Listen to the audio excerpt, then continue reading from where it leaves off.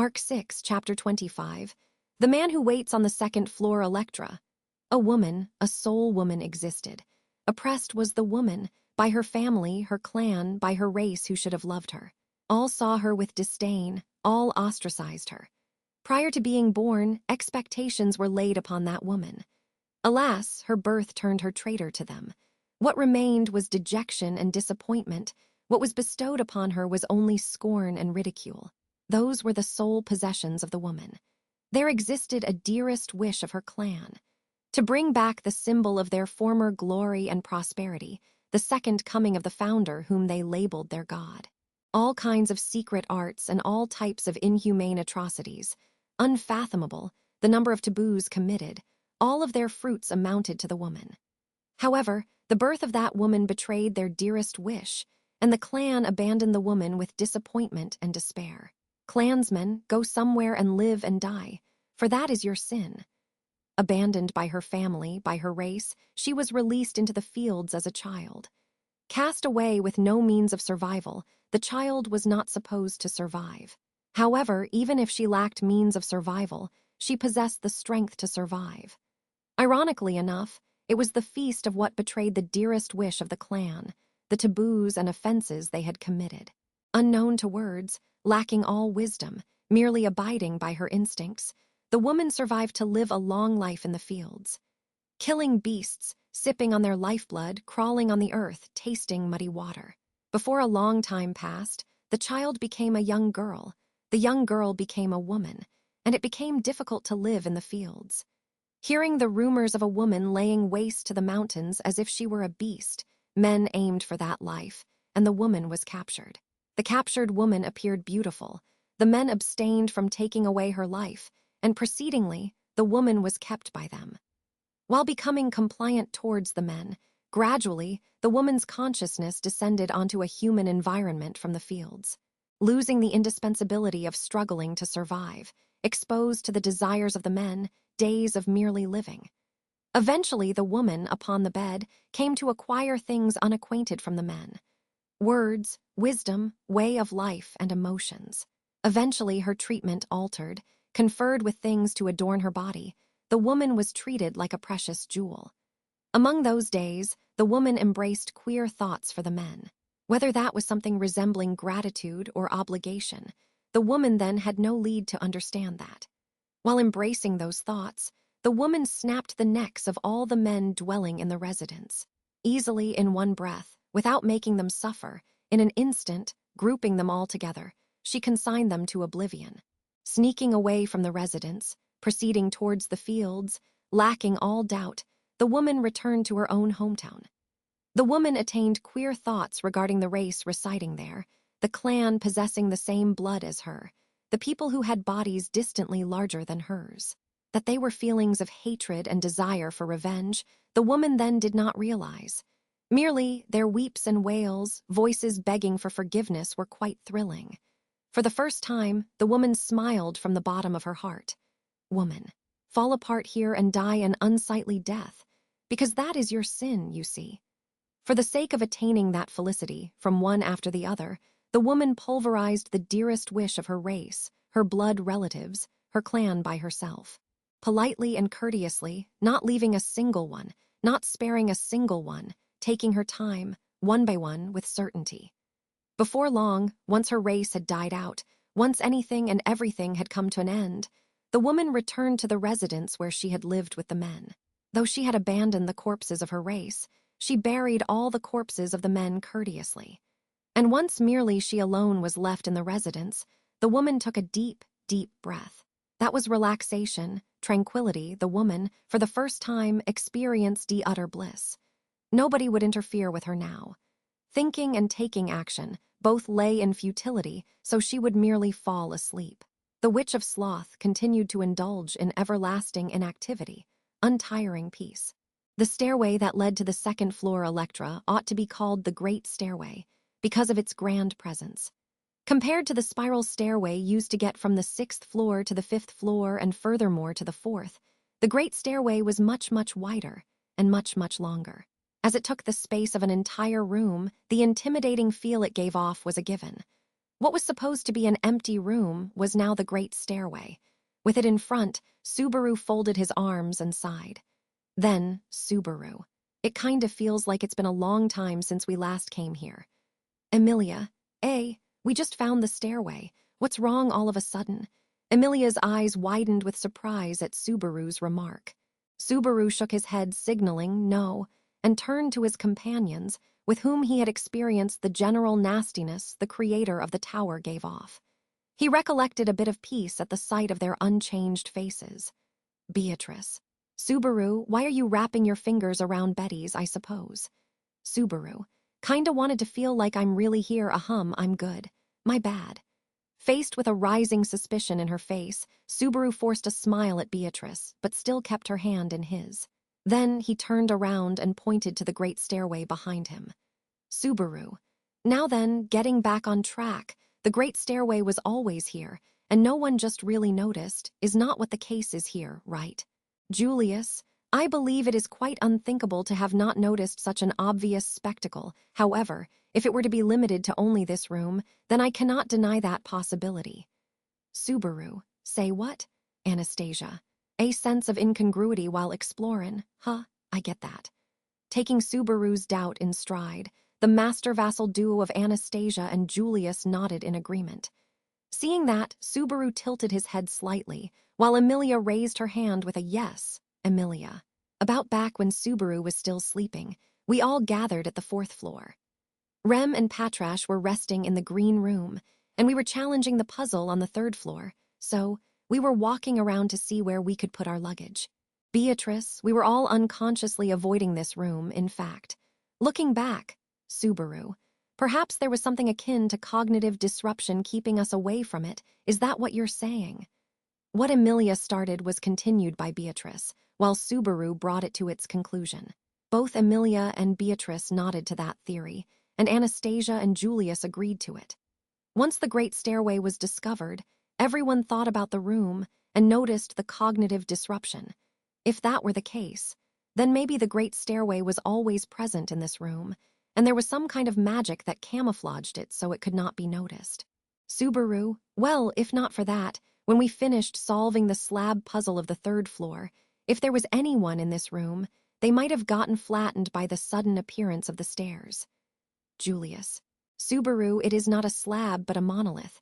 Let us refer to it the same way. I would like to avoid confusion. Subaru. Monolith, monolith, monolith. Satisfied. Let's continue.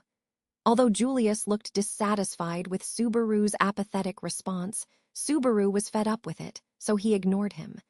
He turned to the two who had not taken part in the conversation till now, Shala, who was playing around beside the stairway, and Meili, who was on her back. Shala, something up, Master. Could it be it's my turn to be useful? I'll do anything for Master. I'll even become your co-signer. Subaru, you don't get what you're saying at all, do you? That's not something you should become, even if it's your mom, dad, sibling, or even friend telling you to do it. Just in case, I'll ask, so about this staircase, did you know? Shala. Definitely, I've been living here for a few hundred years now, but this is the first time I'm seeing these stairs. Subaru. Meili, it's fine to play around. Pull on the scorpion till hard. Meili. I do it even if you don't tell me, Oni-san. Shala. It hurts, it hurts, it hurts. As usual, Shala was useless when it came to conquering the tower. Leaving it to Meili to punish her accordingly, Subaru looked up to the great stairway again. Unlike the pair that led up to the 4th floor, the great stairway was not spiral-shaped. Normally, a stairway would be a singular path leading up to the next floor.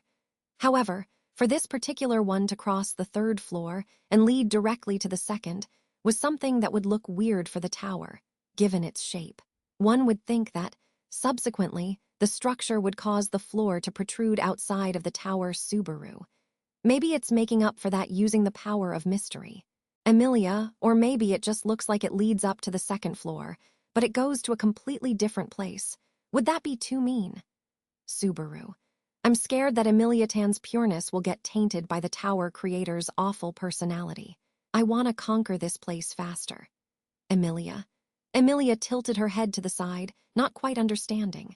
However, it was Emilia who found this great stairway, and it was also her who uncovered an important hint in solving the mystery of the third floor. The building called Pleiades Watchtower, or rather, Great Library Pleiades, had a number of very nasty gimmicks that reflected the designer's personality. While being very reliable with her solving obstacles one after another, Subaru, who wanted to spend his days in peace with her, worried that her personality might get twisted because of this. Subaru, saying that our pace has been pretty nice so far. I cleared the third floor's trial on my first try, and we're already 1/3 done with conquering the tower in under just 3 days too. Beatrice, compared to how there was no progress in 400 years, this would be a great pace, I suppose. Subaru, it's pretty damn lit, thinking that way, but then, I'm the kinda amazing guy who's moving forward history that's been stalling for the past hundreds of years. As a history mover, my power word game's strong. In the recent past, he had gathered the participants in the White Whale subjugation, crushed the witch cult's Sin Archbishop of Sloth, and annihilated the Great Rabbit, helped partly in clearing the trials at the tomb of the Witch of Greed, defeated the Sin Archbishop of Greed, and finally, set foot on the never-before-explored Pleiades Watchtower, cleared one of its never-before-challenged trials, and was now on the way to challenging the second of those trials, Subaru. If I'm just listing all my achievements and skip the process, I'll only look like an idiot he had died several times to accomplish all that. So at the same time, he could not exactly puff his chest. Despite that, history had indeed advanced a bit too far in the past year. He had not intended this, but at the very least, he had to settle things with the Sin Archbishops of Gluttony and Lust both, so the world better be prepared for it, was how he felt about the matter. Subaru. Wah, what? What's up, Emilia Tan, holding my hand suddenly. Something wrong. Emilia. No, it's just I think Subaru should be a little bit nicer to himself. Subaru. Yeah, no, you'll have a hard time finding someone who's as soft on himself as me. It's enough with Emilia Tan and Biko. Any more's just too much. Rem would be added to that list whenever she woke up. She would be a bit strict, but kind nonetheless. And adding Petra, Patrash, Garfield, and even Otto to that would leave no room for Subaru to go easy on himself. Emilia. Emilia's lips shook faintly, as if trying to search for some way to respond to him, but she only kept on looking at Subaru, unable to find the words. The force in her grip on his hand increasing ever so slightly, Subaru cocked his head. However, Anastasia. At this point, I think this here's a problem of the root of Natsuki-kun's bane. It's not something that'll get better in a day or two. I suppose it depends on how Emilia-san goes bout it, though. Breaking into the conversation with a clap of her hands, Anastasia shot a glance at Emilia. Emilia looked back, her expression earnest, but it seemed to not be the reaction the former had intended, so, Anastasia. I feel like there's very little hope for that. Not that it'd suit ya. Emilia, I don't think I understand, but if you show me how, I'll try my best. Anastasia. I'm afraid I'll have to refuse. I'm not too fond of getting kicked by a ground dragon. Subaru. Getting kicked by a ground dragon. I wonder if it means something like getting kicked by a horse one. Setting aside Garfield's weird phrases, Subaru added in a new phrase that might be common in this different world. In any case, for Subaru, that was not the end of the confusing info being thrown around in Emilia and Anastasia's conversation. At one point, he and Emilia both kept tilting their heads at every other line, to the point that Anastasia sighed and pointed to the great stairway. Anastasia, when are we going to quit dawdlin' and move on up? Whatever's waitin' might be harder than the third floor, or maybe Natsuki-kun'll end up clearin' it right away. Subaru. To tell you the truth, if it's something as annoying as the puzzle on the third floor, I'm not feeling too hot about it.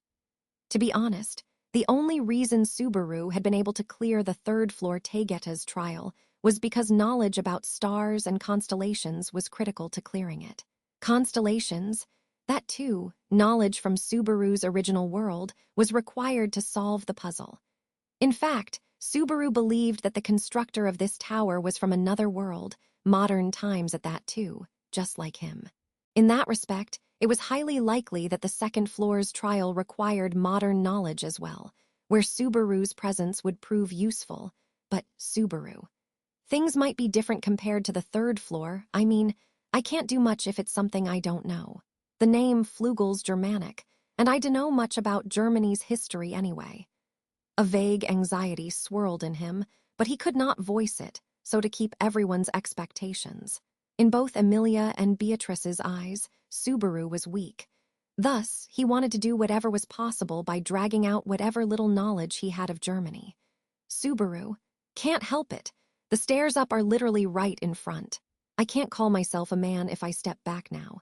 Let's just pop in there and breeze through the challenge. Julius, unfortunately, aside from you and I, there are only women here. Subaru, it's just a saying, don't put a damper on it, you. All right, let's go, Biko. Beatrice. Angjaya, in fact.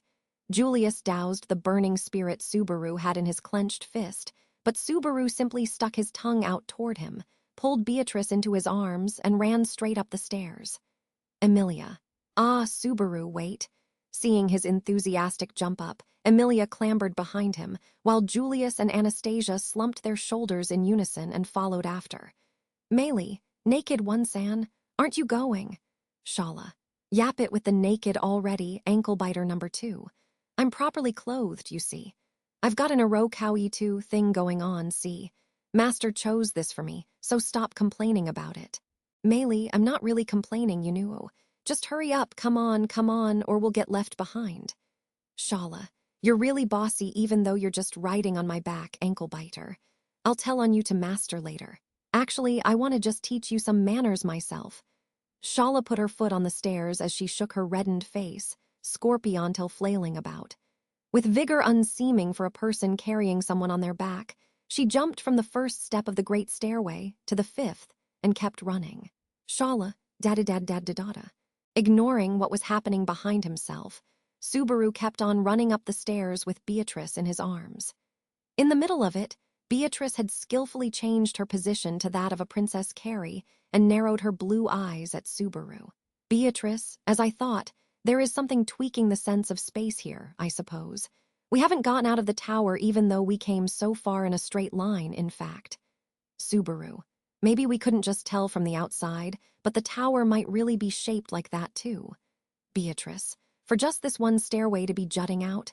If that was so, then there needs to be something that makes the tower look tower-like. Otherwise, there is no point in hiding the stairway, in fact. Subaru, I guess so. I just felt like saying it out loud. Subaru sighed as he agreed with Beatrice's reasoning and looked overhead.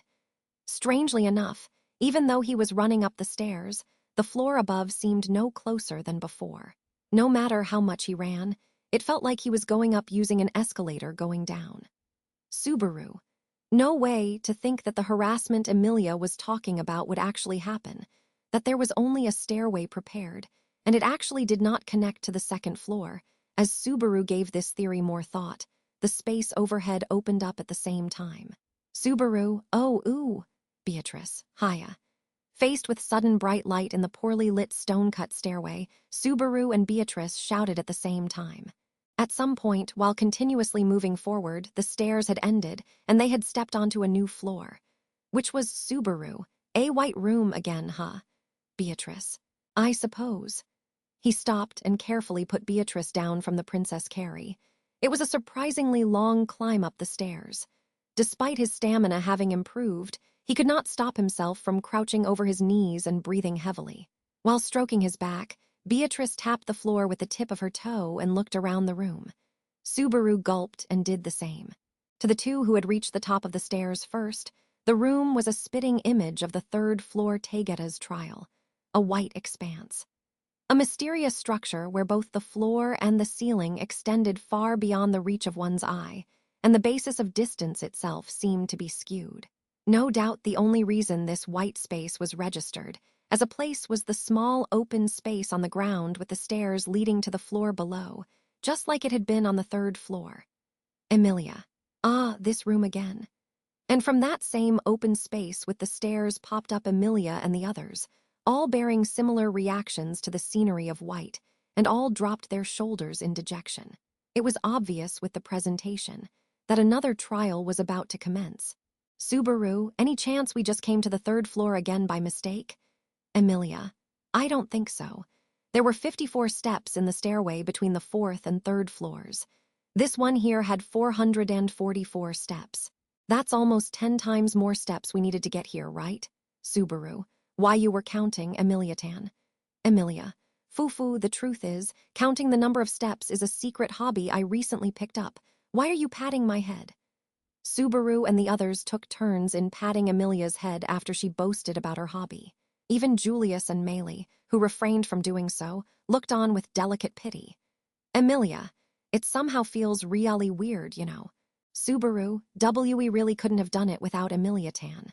Thanks to you, we know we've gone up 10 times higher than the 3rd floor. Kinda makes you think that we've just jumped way up to the 1st floor. I'd like to go with that, but for now, I think we should consider that this is the 2nd floor. Beatrice. The trial is supposed to begin, in fact. That over there might be how, I suppose. Putting away Emilia's doubts for later, Subaru looked to where Beatrice pointed. Straight ahead from coming up the stairs, there was a spectacle that caught one's eye. On the 3rd floor Taigeta, there was something similar in the center of the room. And upon touching it, the trial would commence. If the case was the same here as well, then Julius. It's not a monolith, but a sword. Narrowing his golden eyes, Julius spoke as he gazed upon it, which stuck out of the ground. Exactly as he stated, within the white expanse stood not a monolith like it had been the 3rd floor, but it. It was a sword. Devoid of sheath, the bare sword stood straight, tip pierced into the white floor. The way it stood absolutely straight, hilt facing up, was a terrifying beauty that reflected in Subaru's eyes. It was not as if there were gorgeous decorations, nor did Subaru know whether its material was of high quality or not. Only that, in its non-decorative simpleness, in its making of minimal use of steel, there was something beautiful. Subaru, from the looks of it, it's supposed to work like a sword of selection. Julius. Anastasia. Yes, you were really patient. Good boy, good boy. Julius held back his words when he noticed the picturesque scene of Subaru whispering to a sword. Putting aside Anastasia's silent praise for Julius, who was watching, Subaru set his eyes on Shala. She had her arms crossed to emphasize her ample bosom, face brimming with confidence. The kind that read, "You can ask me whatever you want, I'm completely ready to say I have no clue." So Subaru, without having asked a word, was forced to finally step towards the sword. Emilia, Subaru. I think it's fine. It's not a trap that casts instant death on you, if it's anything like the 3rd floor. Nodding his head to a distressed Emilia, Subaru took a step towards the sword of selection. Of course, Emilia and Beatrice tagged along naturally. The rest remained on standby at the mouth of the stairs, ready to react in case anything happened. Subaru, careful about making a getaway, rode for Anastasia. It's a pretty long way down, so if she trips, she'll keep on rolling till she dies. Julius, I shall keep it in mind. Rather, you ought to be more mindful of Emilia-sama and Beatrice-sama's warnings. Emilia, it's okay. I'll protect Subaru. Subaru, all right, I'll let myself be protected. Watching Subaru flashing a thumbs up to a very enthusiastic Emilia, Julius sighed. After seeing it through, Subaru faced the sword of selection in front. A distance where if he just reached out, he could touch it. At that point, the presence of the sword brought out a certain sense of reality. That, like the monolith, there was no mysterious feel to it. Subaru. That said, it's a sword that has been stuck here since the tower was built. That there's not even a speck of rust on it is itself pretty weird. Subaru whispered in front of the sword of selection, then took a light breath, breathed out, then stretched his hand towards the handle. Wrapping his fingers neatly around it, he felt it was slightly resisting him, but he still put strength into pulling it up. For a moment, doubt flashed in everyone's minds about whether Subaru would be able to pull it out, if it truly were the sword of selection as its given name implied. But the thought turned out to be in vain. Subaru. Upon applying the slightest bit of strength, the sharp edge that was stuck in the floor came out easily.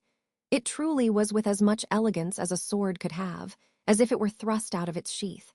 At that immediate moment, it echoed.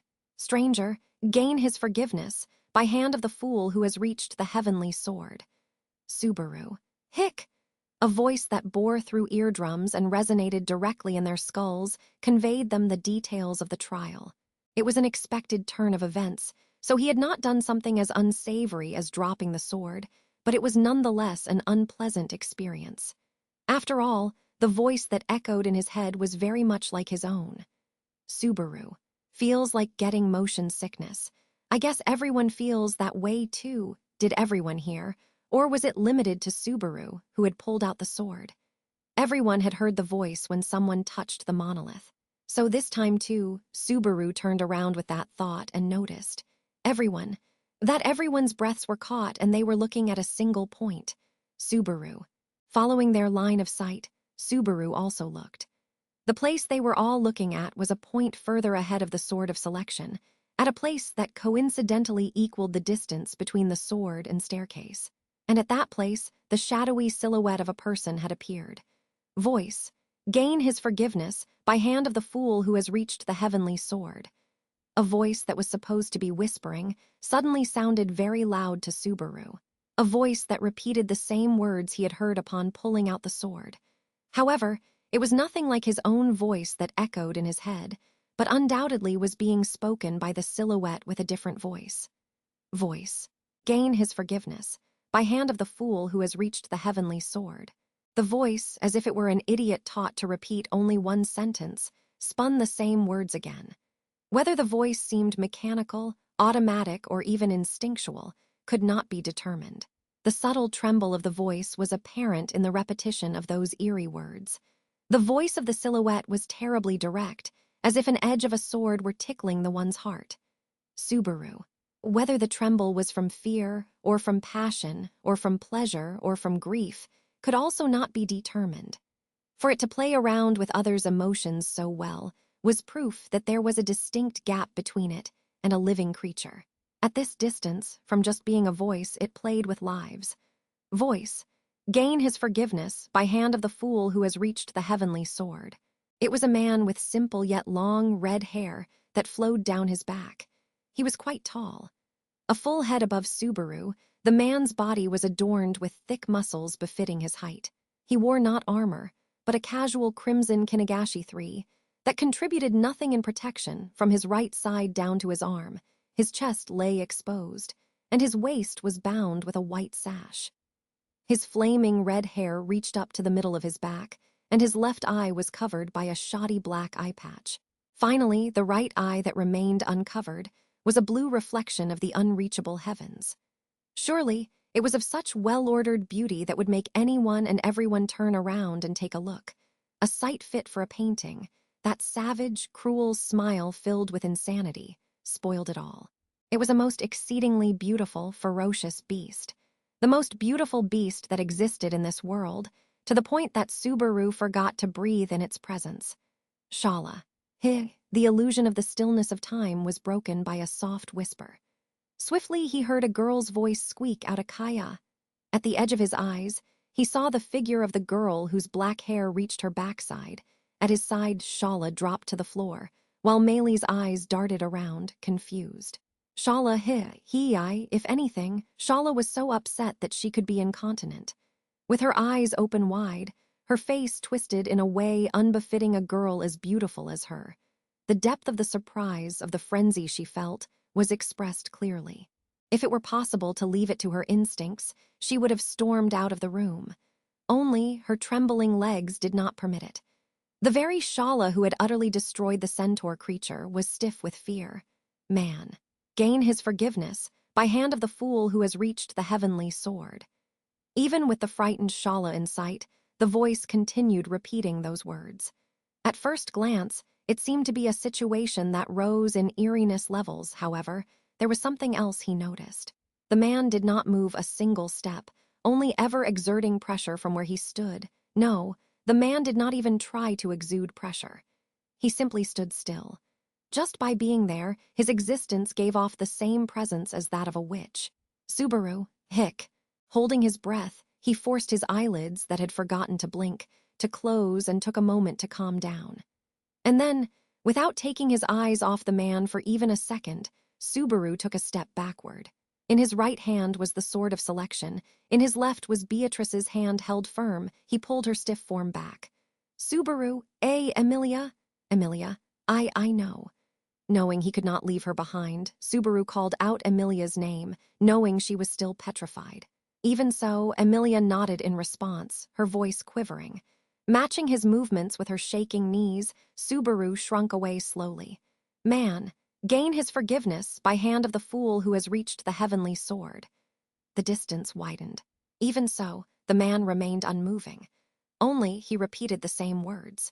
Man, gain his forgiveness by hand of the fool who has reached the heavenly sword. He poured his all into his nerves and finally arrived at where Shala was lying. Shala's face was stiff with fear as usual, and Meili had grabbed onto her arm, unable to move. To take the girls and retreat from this place. Would that even be possible? Subaru's hands, both the one that held the sword and the other that held Beatrice's hand, were stiff, with no signs of being able to move them.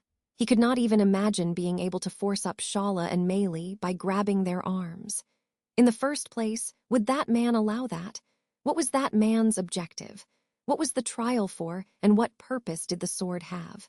Man, gain his forgiveness, by hand of the fool who has reached the heavenly sword. The words that were being repeated, the phrase, that was the proposal of the second floor Electra's trial. What meaning could there be in the man repeating those words? The contents of the trial he had heard about the moment he pulled out the sword. The man who repeated those words, the fool and forgiveness, what exactly, man? Gain, forgiveness, heavenly sword, fool. Subaru. Huh? Quickening his thoughts, the feeling that something terrible was going to happen kept rising in Subaru. And at the same time, the man whose voice kept resonating without stop came to a swift halt. Subaru instinctively groaned, a careless act that made Emilia and Beatrice a bit more nervous, but that had no effect on the change taking place. More than that, the changes the man underwent were becoming much clearer. Man. Heavenly sword, fool his forgiveness. Oh, Subaru, what's gonna happen? Man, Shala Pidgei. Subaru Dowha, stopping was far from it. Rather, there had been a strange string of sounds at the end of the standing man's words. And in the next moment, the man put a hand on his hair, began scratching, and pelted an explosive shout. Suddenly unable to stand it, Shala squealed like a pig and leapt to Subaru. Naturally, he could not keep standing. Her arms coiled around him with all her strength, and unable to take evasive action, Subaru tumbled to the floor with her. Subaru, hic! At the moment of impact, sparks flew in his eyes, while both the man's shout and Shala's incessant crying, who still clung to his waist, pounded his eardrums. Man, Shala Hayaya, master, help. I don't wanna, help me. Subaru, what's with you for the past few minutes? Man, shut up already, my head's already killin' me as it is. Stop shoutin'. Shala. Right before his words of comfort could reach, Shala's spirit crumbled. Despite having been thrashing about for some reason, she quietly stuck to Subaru's waist and stopped moving, and losing her consciousness, she collapsed to the floor. Subaru. No way, you, Shala. Buku. Shala swiftly and gracefully departed from the battlefront via fainting. Although when it came to conquering the tower, the help to arrive from her, from the trial taker's point of view, would be close to nil, this was supposed to be completely unexpected. For a woman whose brute strength deserved a certificate, if nothing else, to be this afraid of this man, things would certainly be precarious, Julius. I take it that you are by no means a simple existence. Man. The man groaned in displeasure when the high-pitched sound of a single footstep echoed. With a clack of his pair of white shoes, stepped forward the finest of knights. Julius twirled around and picked up the sword Subaru had dropped. Watching Julius, the man's lips curved down, a scowl plastered his face. Man. Fucks up, you prick. And what S with this place? You fucking, round here, you prick. Julius. No, we are doing nothing of the sort. We too are of a similarly confused standing. You appeared here all of a sudden, we cannot help but be on guard is what I would like to convey. Man, fucks up, you prick. Don't be talkin' weird, you prick. Don't you be talkin' like my follower, you prick. You my follower, y'ain't right. Since y'ain't, don't be talkin' like mackin' all this shit confusin', you prick. The man's mood kept turning sour each time Julius spoke, with an expected respectful yet careful tone. Though it was becoming clearer that the man was human, whether conversation with him could be established was an entirely different topic. Man, pretty woman, sexy woman, runt, follower, small fry. Julius, unfortunately I am not your follower. Man, the way you talk, it's just how my follower talks. Stop copying it. The man belched out a good-humored laugh at Julius' objection. Unusually white teeth with an oddly handsome face, his shark-like smile, all intermingled reeked of a strange madness. Man. Finally, a bit of humanity was found within the smiling man. Or rather, finding out that the man was an intelligent being capable of conversation would be more appropriate. Man. Oi, you, explain what's happenin' here, you prick. The hell'd you do to me, you prick? Hobby hidden stuff, you prick. Get to it, you prick. Subaru, appearing out of nowhere, acting like you're hot shit, what's up with that? Man. Ahan. The man thrust his hand into the open part of his bare chest and scratched carelessly. Subaru, who finally raised his body, squeezed out what words he could muster and spat them at the man. He simply glared at Subaru with his right eye, who was lying on the floor, and, man, fucks up, you prick. Why are you sleepin', you prick? Ain't that a real nice place, you prick? Getting a woman that sexy to be ya meat bed, you prick. Switch up with me, you prick. Subaru. Sadly, with respect to the person herself, I refuse. Somewhat stopping his shaking feet, Subaru stood. At the same time, he pried the clinging Shala off. It was a careless act that made her fall to the floor face first, but there was no time to consider that. But man, what you prick? You doin' that, you prick? Fuckin' round, you prick. Subaru. The fuck you pullin' that rude shit for, you prick? Man, the man clenched his molars and roared a hearty, yet violent laughter. Ignoring Subaru, who was clearly confused, the man looked over the white room and nodded to himself. Oh, righty. Then spoke again, man. Gotcha, so then, let's start. Subaru, wait. Why do you keep on running the conversation all by yourself? It's really too much to take. Man, zip it, you prick. Keepin' on yappin', over and over, already explained it while I was sleep-talkin', didn't I? Pay attention to what I'm sayin', you prick. Subaru, what's with this for the past few minutes? Emilia, gain his forgiveness by hand of the fool who has reached the heavenly sword. Unable to keep up with the situation, Subaru's eyes darted around, while Emilia repeatedly whispered the sentence, word for word, to herself. Slowly, the girls started depetrifying. Following Julius and Subaru, out came Emilia and Beatrice from the stillness of time, and Anastasia and Maylie right afterwards. Only Shala remained unconscious, however, man. That hottie over there's different from this here small fry. If I'd been alive, I'd be beddin' ya tonight, ya twat. Lookin' clothes, you real sweet, ya. What's with that face? You real damn smockin', ya twat. Emilia smockin'.